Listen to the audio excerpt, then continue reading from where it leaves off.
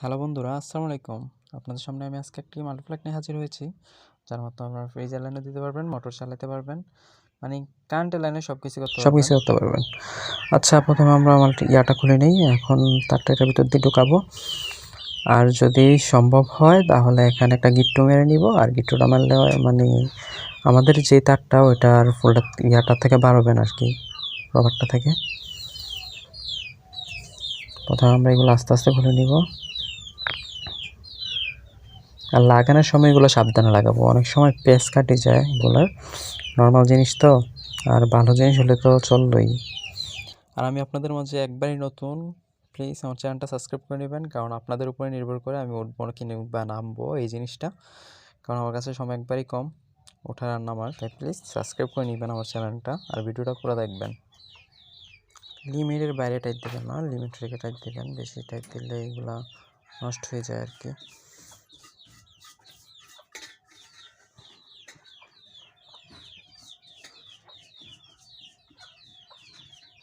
তারপর এভাবে চাতা দিয়ে জিনিসটা লাগাই নেবেন। বাস, আমার একটা কাজ শেষ। এখন আমরা এই সাইডের কাজটা করব। প্রথমে আমি তারগুলা করে নিচ্ছি, তামাগুলো বাই করে নিচ্ছি।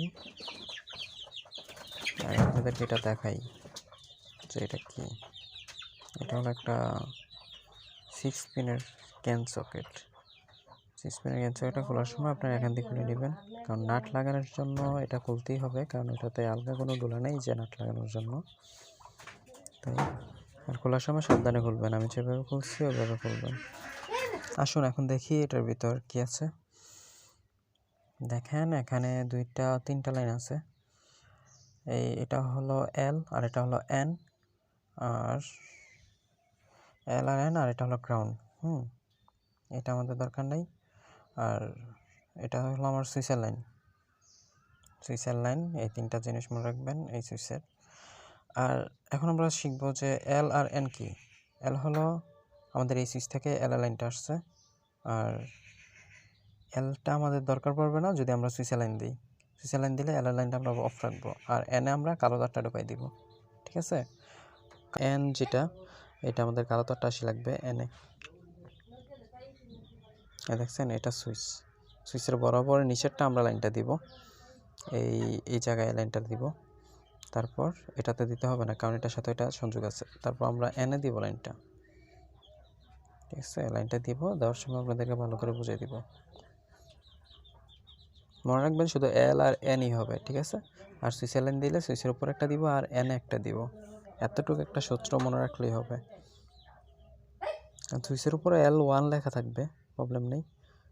এখন বোর্ডটা খোলার সময় এভাবে খুলে নেবেন। তারপর তারটা ভিতর দিয়ে ঢোকাবেন। এখন এখানে সুন্দর করে একটা গিট্টু দিবেন, যাতে আমাদের তারটা টান পড়লেও ভিতরে থেকে ছিঁড়ে না বাইর হয়, কারণ এই গিট্টুটা তো অনেক জরুরি, নাহলে টানে। এভাবে গিট্টু দেওয়ার পর আমরা এখন টেনে দেখব যে তারটা আসে কিনা। দেখেন আমি টান দিচ্ছি, তারটা দেখা যাক আসতেছে না, আবার মনে হচ্ছে চলে যাবে। দেখি, হ্যাঁ তারটা আসে যাচ্ছে, তার মানে আমার গিট্টুটা একটু মোটা করে দিতে হবে আর কি। না, বাইর হয়ে গেলে তার গিট্টুটা একটু মোটা করে দেবেন। একটু এভাবে আমি একটু মোটা করে দিচ্ছি, কারণ আমার তারটা তোর পরও বাইর হয়ে গেছিলো। আর সম্ভব হলে 2টা গিট্টু দিয়ে নেবেন, যদি বাইর না হয়। মানে যতটুকু চেষ্টা করবেন আর কি, বাইর না হইলেই হয়। ঠিক আছে? এখন আমরা তারগুলা একটু ব্যাখ্যা করে নিই। এখন আমরা লালটা লাগাবো সুইচে। এখানে কোনো লাল কালার মেনটেন করার প্রয়োজন নেই, কারণ আপনারা ওখান দিয়ে তো সামনে টুকটানি লাগাইছেন, ওটা ঘুরে লাগা গেলে আবার উল্টো হয়ে যাবে। মানে বাজহোলটা কোনো নাই, আপনি ইচ্ছা মতো লাগাতে পারবেন। আর কারেন্টটা লাগানোর সময় অবশ্যই বাজহোলটা আছে, এলের জায়গায় লালটা দিবেন আর এনের জায়গায় কালোটা দিবেন। আর এরকম 2 পিনে যে সময় মাল্টিপ্লাগ বানাবেন ওই সময় বাজহোলটার কোনো প্রয়োজন হবে না।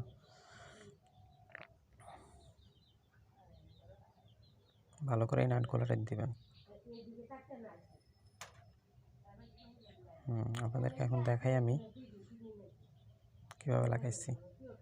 এই দেখেন, আমি সুইচের উপর লাল তারটা লাগাইছি, তারপর কালো তারটা কোথায় লাগাইছি দেখেন, জুম করে দেখাচ্ছি।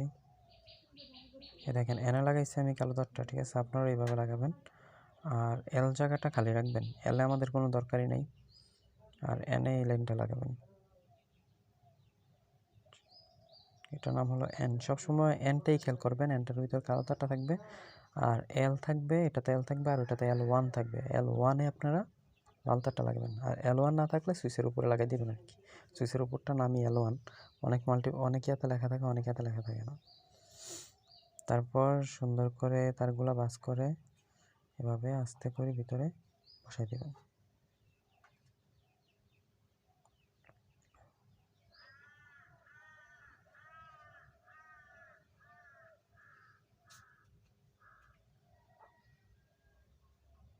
নাটগুলো নিয়ে নিই, এটার সাথে এই প্যাকেটের ভিতরে নাট থাকবে, যেটা থেকে আনবেন ওই প্যাকেটের সাথেই নাট থাকে। এগুলোর এই নাটগুলো থাকবে, এই নাটগুলো সুন্দর করে লাগিয়ে নেবেন। আর এই নাটগুলো লাগাবেন, অন্য কোনো নাট লাগাবেন না, মানে এরকম পেঁচারি নাট লাগাবেন। অন্য পেঁচে নাট লাগালে ভিতর দিয়ে এটা ফেটে যাবে, ঠিক আছে? আর এই নাট না পাইলেও কিনে আনবেন, এগুলো কিনতেও পাওয়া যায়।